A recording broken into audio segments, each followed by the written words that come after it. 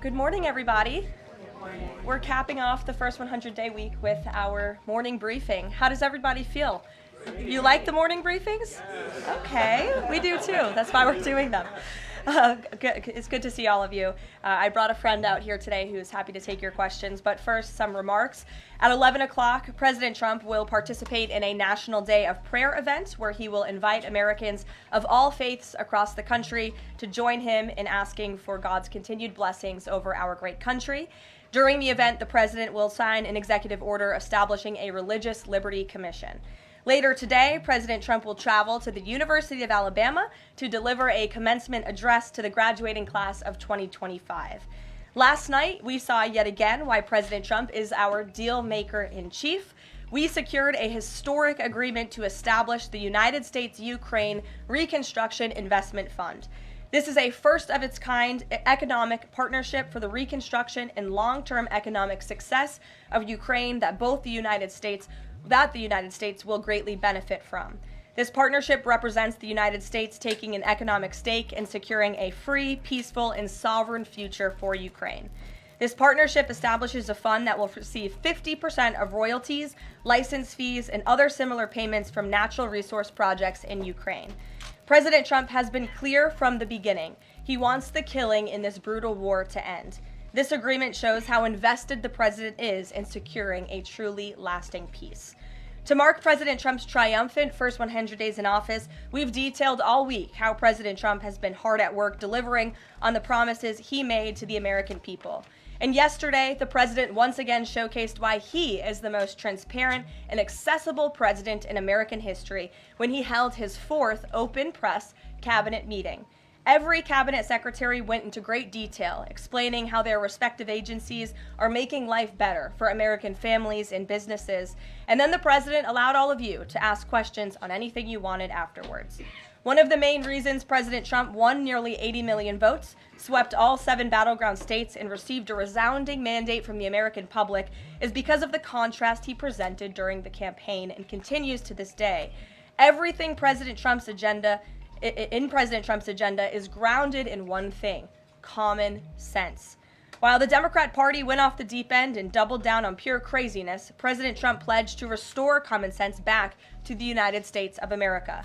In a little more than 3 months, that's exactly what he's done. He recognized that America is a sovereign nation that cannot survive if it does not protect its territorial borders. So he secured the border in record time and ended the mass invasion of tens of millions of illegal aliens into our homeland. The president knows his top responsibility is ensuring the safety of the American people, which is why he's arresting violent illegal alien invaders in our communities who threaten our public safety. And it's unacceptable to President Trump to allow rampant waste, fraud, and abuse of Americans' precious tax dollars, which is why the president championed a historic DOGE effort that saved nearly $200 billion already. President Trump knows America is blessed with an abundance of liquid gold below our feet in the form of fossil fuels. So he ended Joe Biden's reckless war on American energy and is restoring American energy dominance to lower costs and strengthen our national security. President Trump believes Americans should be free to drive whatever car they want, so he ended Joe Biden's disastrous EV mandate and promoted true consumer choice. President Trump stood up for the Constitution's promise of colorblind equality before the law, so he terminated radical DEI preferencing and federal contracting and directed federal agencies to relentlessly combat private sector discrimination. DEI seeks to divide and pit Americans against each other based on immutable characteristics. President Trump put an end to it. In President Trump's America, individual dignity, hard work, and excellence are the only things that will determine if you get ahead. President Trump is a proud free speech champion, which is why he ended Joe Biden's trampling of free speech rights and the federal government's censorship of American speech on online platforms. The president believes college students have a right to speak their minds and go to school safely. Again, common sense. So he took bold action to protect Jewish American students from harassment by pro-Hamas radicals on their campuses. And President Trump knows that America's children are our future, and he'll never stop fighting for them. That's why he ended the radical, un-American indoctrination of children by eliminating support for divisive, radical gender ideology and equity ideology, and why the president protected parents' fundamental rights. And lastly, the president believes in fundamental biology. Isn't that something? Which is why he made it the official policy of the United States government that there are only two sexes, male and female. And because men and women are biologically different, President Trump ended the unfair, demeaning practice of forcing women to compete against men in sports and having their private spaces invaded. When President Trump promised a complete restoration of America and the revolution of common sense, he meant it. And over the next 100 days, get ready for historic trade deals, budget deals, and peace deals. For more on President Trump's common sense revolution, I will turn it over to our White House Deputy Chief of Staff for Policy, Stephen Miller. Stephen, thanks for coming in today. Thank you, Karoline. Great to be up here with you, and great to see so many familiar faces I've had a chance to get to know over a number of years as we gather this morning to continue our celebration of President Trump's unprecedented and historic first 100 days in office, what are without doubt the greatest 100 days to begin any American presidency in the history of this nation. This week you've heard about the historic actions President Trump has taken to secure our homeland, to secure our sovereignty, to secure our economy and our supply chains and our industrial base. Today, you're also going to hear from me about what President Trump has done to secure our values, our culture, and our way of life from the unwavering assault from the radical left and the communists and the Democrat Party. One of the most significant crises that President Trump inherited upon taking office was the wave of racial discrimination, so-called diversity, equity, and inclusion policies that have taken over both public sector and private sector entities all across the United States of America. Perhaps the most dramatic example of this is that our air traffic controllers were being hired and promoted based on race and gender, not their ability to conduct our nation's air traffic. I would estimate that probably 90% of Americans would agree with the statement that airline safety should be based on your ability to keep, airline safety jobs should be based on your ability to keep planes landing and taking off and flying safely, not on what demographic box you check. President Trump has ended across the entire federal government all hiring, recruiting, retention, promotion, and training based on race and sex. This includes in our law enforcement agencies. So again, when we took office, even in sensitive law enforcement, national security, and intelligence agencies, we were hiring individuals not on their ability to carry a weapon, not on their ability to keep Americans safe, not on their ability to conduct sensitive intelligence operations, but based upon race and sex. And obviously, that is unacceptable. It's going to be merit-based across the whole federal government. But this wasn't just the federal government. This was the private sector, and this was also, of course, our entire university and education system. So President Trump's Department of Justice, working with other departments and agencies, have made clear that this administration is going to fully enforce Title VI, Title VII, and Title IX of our Federal Civil Rights Code. Discrimination based on race and sex is prohibited by law, and this administration will vigorously enforce that. And companies, small or large, that violate plain text of federal statutes will face appropriate financial and other penalties. This administration is not going to let our society devolve into communist, woke, DEI strangulation. We are going to have a system of merit, which is not just a social and cultural issue, it's an economic issue. When you hire, retain, and recruit based on merit, as President Trump has directed, you advance innovation, you advance growth, you advance investment, you advance job creation, you create the best and safest product for all Americans. When a citizen goes to, say, a hospital in a medical emergency, they don't care what race or sex their doctor or their nurse is. They want the best treatment they can get in that emergency.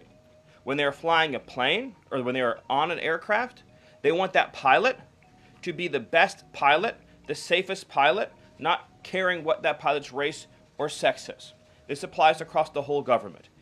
In particular, looking at our university system, this administration has opened investigations into universities across the country for violating, we talk a lot about Supreme Court rulings, universities across this country are in plain and direct violation of the Supreme Court's ruling that affirmative action, as in racial quotas and set-asides, are illegal.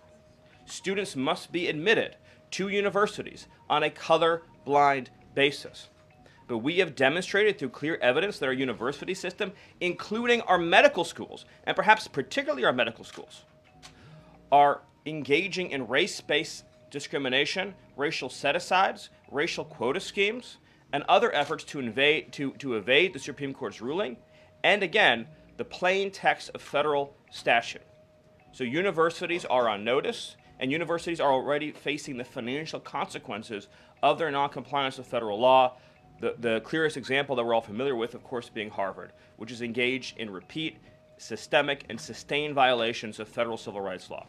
Another area of civil rights law that we talk about a lot, of course, is Title IX, sex-based discrimination.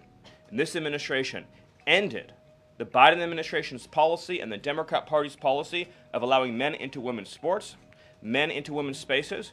We are using every single legal and financial tool we have at President Trump's direction to make it clear that schools and universities are and will lose federal funds, as you've seen in Maine, if you allow men to invade women's sports and women's spaces. And this applies to our whole K-12 system. The Department of Justice is also coordinating with state and local law enforcement to fight child abuse in our school systems. It is child abuse to change a child's gender, particularly if you do not inform the parents. In other words, if a 5-year-old or a 6-year-old goes to school, or a 7-year-old goes to school, and the teacher tries to turn the boy into a girl or the girl into a boy, that is child abuse. And this administration is treating that as child abuse. And it is a gross violation of parental rights. This also includes the administration's message to our hospital systems that they cannot and will not be allowed to use taxpayer dollars to perform chemical castrations and sexual mutilations of children. Castration surgeries, castration drugs, sterilization treatments of children are barbaric. They violate all sound medical ethics. They are completely unwarranted. They harm children for life, irreversibly. It is child torture. It is child abuse. It is medical malpractice. And so the Department of Health and Human Services, under the leadership of Bobby Kennedy, as well as the Department of Justice and other departments of this government, are making clear to our medical providers and our hospital systems that you cannot use taxpayer dollars to perform these barbaric procedures on America's children. And HHS has systematically updated and eliminated all of the junk, fake science that was produced under the Biden administration promoting sex changes on children, promoting the idea of sterilizing children.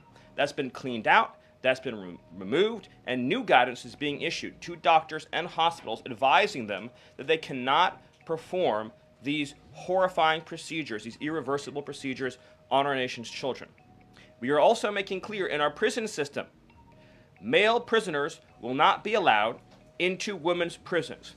The Biden administration promoted prison rape by putting men into female prisons. That is obviously insane, cruel, and unacceptable. And even though the Democrat Party and Hakeem Jeffries and the Democrat media continue to fight to put men into women's prisons, this administration will not allow that. And will not allow men, as well, in our K-12 system, into women's private spaces and restrooms. We have seen horrifying example after example of young girls being sexually assaulted because school districts have allowed men into women's and girls' private spaces. This administration, President Trump, is at the forefront of protecting women and protecting girls. And nowhere is that clearer than when we are talking about fighting radical gender ideology. This administration is also fighting to get critical race theory out of our school districts. Children will be taught to love America. Children will be taught to be patriots. Children will be taught civic values for schools that want federal taxpayer funding. So as we close the Department of Education and we provide funding to states, we are going to make sure that these funds are not being used to promote communist ideology. For any nation to be successful, it cannot teach its children to hate themselves and to hate their country. So these are a few of the areas in which President Trump has fought the cancerous communist woke culture that was destroying this country, where we were led to believe that men were women, that women were men, that racial discrimination was good, that merit was bad, and that safety and physical security mattered less than the feelings of liberal ideologues. The president has also fought to return the Department of Justice to its core mission of protecting public safety and locking up violent criminals, instead of using the Department of Justice to target conservatives, to target Christians, to target people of faith. The last administration cruelly and shamefully used the power of the Justice Department to go after law-abiding Americans, in particular Trump supporters, conservatives, and Christians. That persecution has ended. The Department of Justice and the FBI are back in the business of going after bad guys, of going after gangs, of going after criminals, and keeping Americans safe. Let me just conclude before taking questions by noting that when you look at the sweep of the first 100 days, every single crisis that has afflicted America for years, sometimes decades, sometimes generations, this president has fought head on. He has taken on every entrenched power structure and system all across this government, this swamp, this town. That includes, of course, the Doge efforts to slash corrupt, wasteful government spending, graft, and corruption, and to stop billions of taxpayer dollars from going to radical left NGOs. These are left-wing nonprofits that are used to advance illegal immigration, to advance open borders, to advance gender ideology, and to advance all of this insanity that has been turning our country in the wrong direction for so many years. President Trump took head on the trade crisis afflicting this country with the destruction of our manufacturing and industrial base, the shameful betrayal of the American worker by Joe Biden and the globalists that sent all of our supply chains overseas. He took head on the catastrophe of mass, unlimited illegal immigration that was turning us into a failed third world state, and achieved the lowest level of illegal immigration in recorded history without even a close second. He took on the economic crisis afflicting this country by reopening American energy, by defeating inflation, by lowering gas prices, by ending the onslaught and reversing the onslaught of federal regulation, by reopening coal, shale, oil, natural gas, and fighting now for the largest tax cut and reform, and the largest deregulation reform, and the largest energy reform in American history. These are just some of the things that have ushered in the new golden age, along with his fight to restore the peace that we had for 4 years under the previous administration before Joe Biden sunk this planet into bloodshed and war in the Middle East, in Europe, and rising tensions in Asia. President Trump, in every area of conflict around the globe, has been fighting to restore peace, security, stability, harmony. So he inherited an economic catastrophe, a border catastrophe, a public safety catastrophe, and a cultural catastrophe. And in every case, he has reversed those catastrophes and brought America into the new golden age. So I thank you for your time, and I look forward to any questions you have. Awesome. Thank you, Stephen. And as always, we'll start with our new media seat today. Chris Bedford from the Blaze Media. Why don't you kick us off? Thank you very much. Stephen, what is the end goal of the China tariffs right now? Is the idea to open up the Chinese markets through a deal to a better market for exporting American goods to China, or is it a reconfiguration of global trade in a way that isolates China from free countries? Go. So China is a unique situation, obviously. The president has talked at length about what happened to us economically since China's entrance into the World Trade Organization and the trillions and trillions of dollars of trade deficits that we've racked up with China over the period of that time, and what that's meant for our national security, what that's meant for economic security, what that's meant for our supply chains. Obviously, right now, the Secretary of the Treasury is in the process of developing a plan that will answer the questions that you're talking about, but the president's goals have been very clear on these points, which is that he is not going to allow China to continue to steal our intellectual property, to continue to illegally dump and subsidize their goods in our markets, to manipulate their currency, to rack up an unsustainable trade deficit. We need to have a trade relationship with China that does not do harm to our nation's economic and national security. And that has to be the guidepost of any objective. At the same time, tariffs will bring significant revenue into this country that will allow us to pursue our dramatic plan of tax cuts and reforms. Awesome. Great.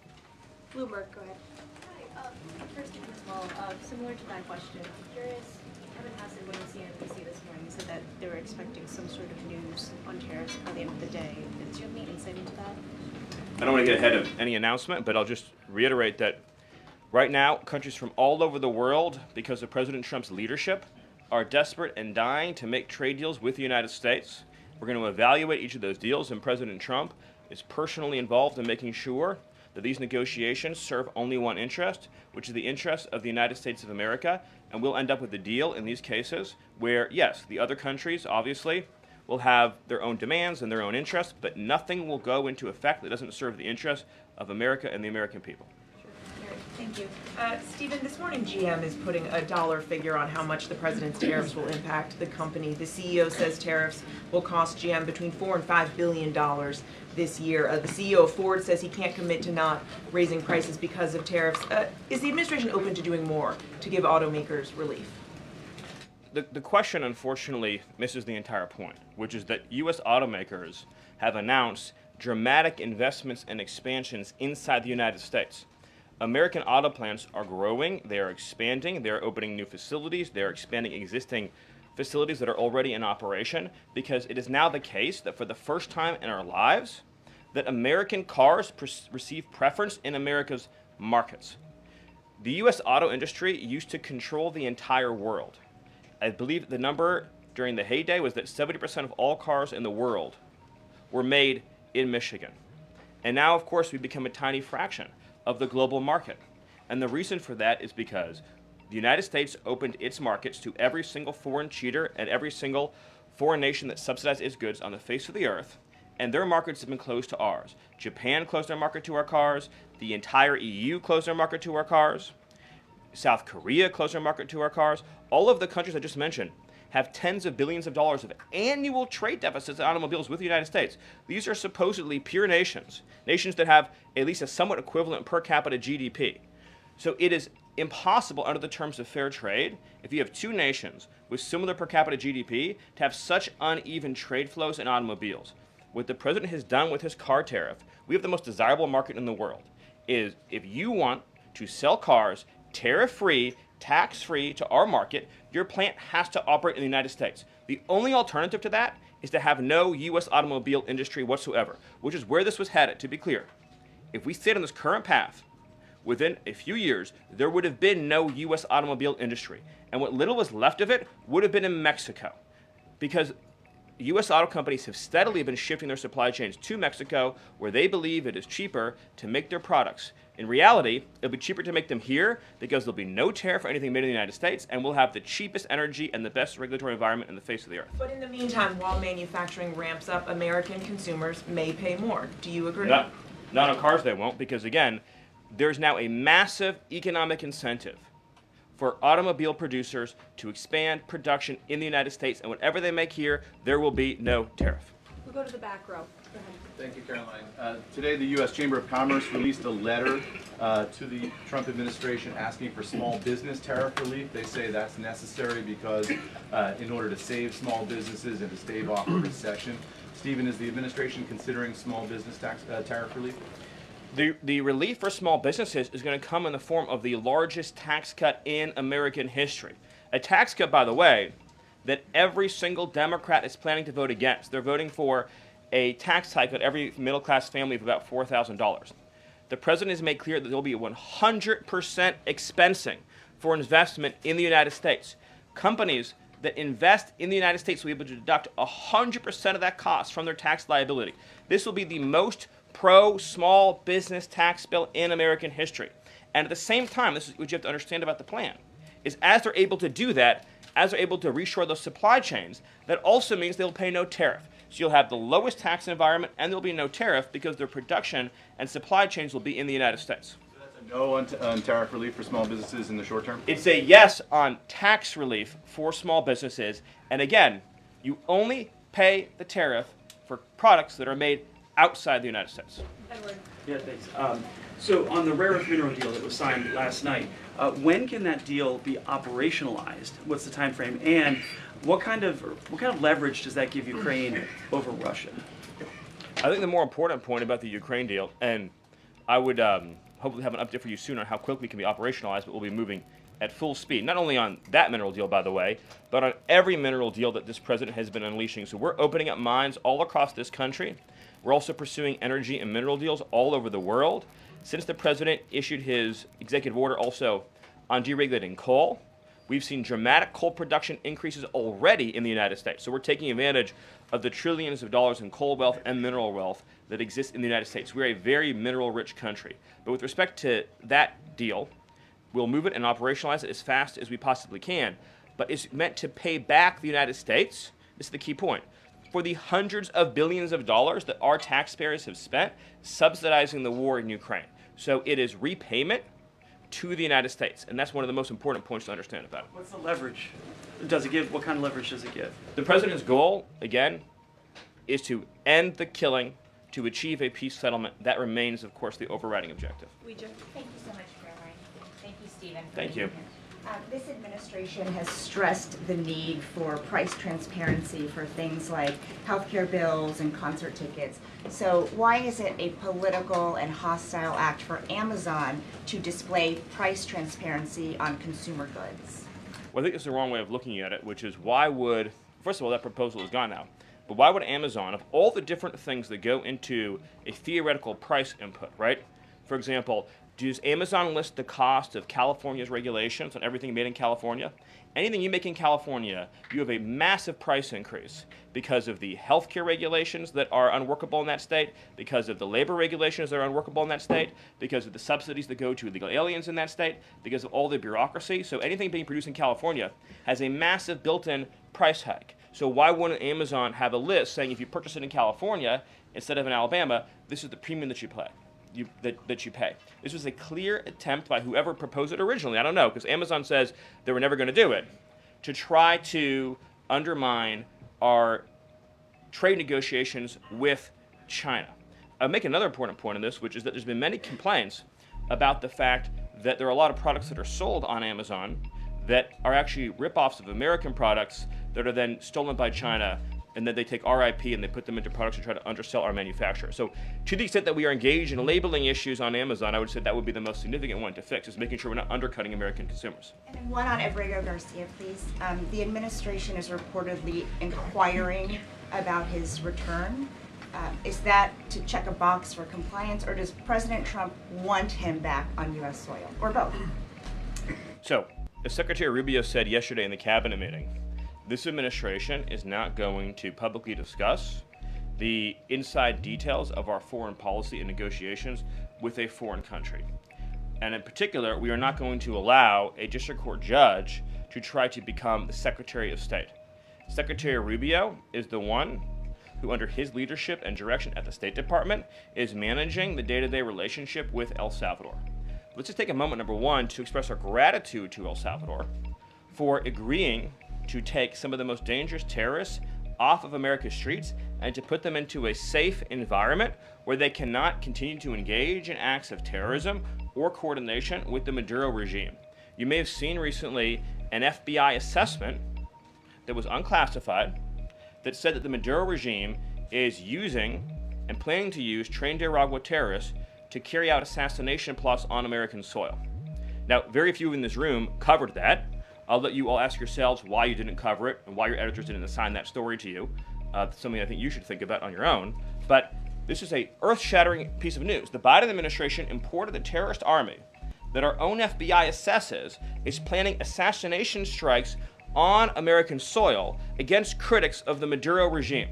Those are the terrorists that President Trump is finding and apprehending that our Democrat judges and Democrat activists are trying to keep on U.S. soil. Trained Nicaragua has the same legal status as Al-Qaeda and ISIS. MS-13 has the same legal status as Al-Qaeda and ISIS. These are foreign terrorists operating on our soil. And our gratitude to El Salvador for agreeing to take custody of these terrorists is immense. With respect to the case that you mentioned, there's now even been more evidence that has been made public of this person's violent, repeated threats and assaults against his spouse. Someone who had repeated, documented human trafficking and human smuggling offenses. Somebody that has extensively documented membership in MS-13, a terrorist organization, and of course he had MS-13 tattooed on his knuckles. This is a person that was a clear and present danger to the safety of the American people.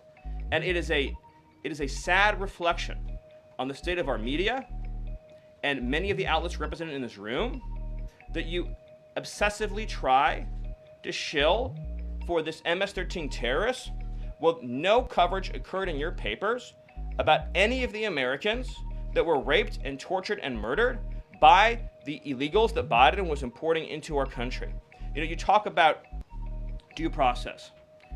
The Biden administration made the decision to give extensive due process to 2 trained Nicaragua terrorists that were apprehended at the border just a couple years ago. They were 2 gentlemen.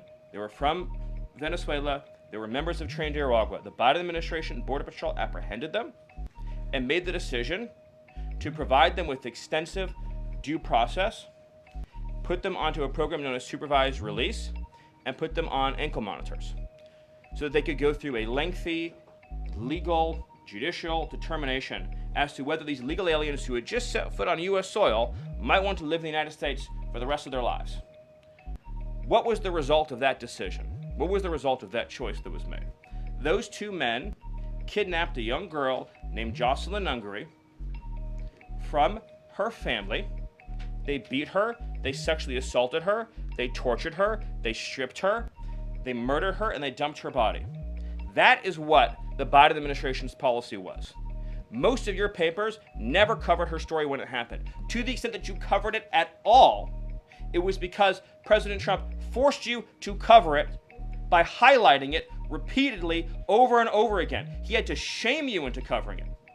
And each and every one of you that sides over and over again with these MS-13 terrorists, to the extent that you have the financial means to do so, you all choose to live in condos or homes or houses as far away from these kinds of gangbangers as you possibly can. If I offered any one of you a rent-free home with no taxes to pay in any of these gang neighborhoods, and I said your neighbors are MS-13 terrorists or Mexican mafia or Sinaloa cartel or trained Nicaragua, I couldn't pay you to live there.